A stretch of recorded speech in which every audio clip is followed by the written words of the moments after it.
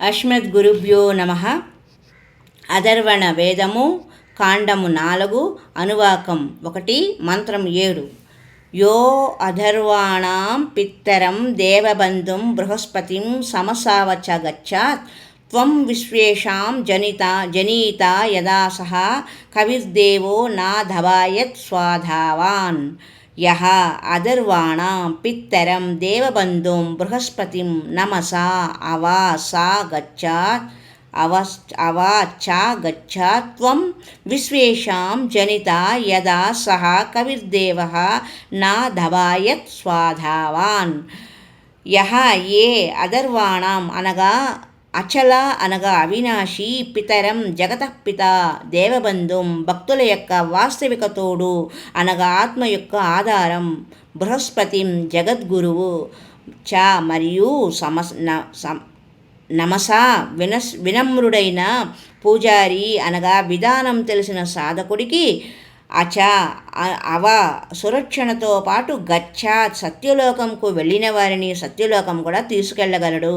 విశ్వేషాం అన్ని బ్రహ్మాండాల జనిత రచన చేసేవాడు, జగదంబ అనగా తల్లి గుణాలతో యుక్తమైన, నా ధవాయేత్ కాల్లాగా మోసం చేయని, స్వధావాన్ స్వభావం అనగా గుణం కలవాడు, యథా ఉన్నది ఉన్నట్లు అనగా అలానే, సహా ఆ త్వం మీరు కబీర్దేవులే. భాషాభేదం వల్ల వీరికి కబీర్ పరమేశ్వరుడని అంటారు.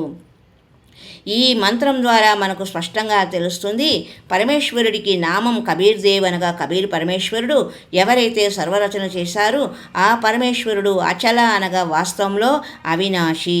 ఇదే విషయాన్ని భగవద్గీత 15వ అధ్యాయము 16-17 శ్లోకంలో జగద్గురు ఆత్మాధారం, ఎవరైతే పూర్ణ ముక్తి పొంది సత్యలోకం వెళ్ళారో వారిని సత్యలోకం తీసుకుపోయినవాడు, అన్ని బ్రహ్మాండాలను రచించినవాడు, కాలులాగా మోసం చేయనివాడు, ఉన్నది ఉన్నట్లు ఆయన స్వయం కబీర్ దేవులే అనగా కబీర్ ప్రభువే. ఆ పరమేశ్వరుడే సకల బ్రహ్మాండాలను మరియు ప్రాణుల్ని తన శబ్దశక్తి ద్వారా ఉత్పన్నం చేయడం వలన తల్లి కూడా అనబడతాడు. మరియు పిత మరియు అన్నయ్యగా కూడా వాస్తవంలో వీరే అవుతారు. మరియు పరమేశ్వరుడు కూడా వీరే.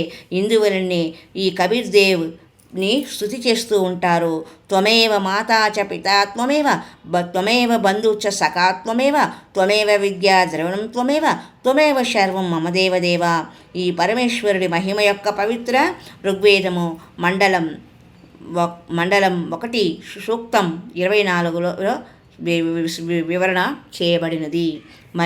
మరి యొక్క సంచికలో పవిత్ర ఋగ్వేదంలో కూడా ఈ సృష్టి రచన యొక్క విశేషాలను వివరించబడినది అని తెలుసుకునే ప్రయత్నము చేద్దాం. హరి ఓం తత్సత్.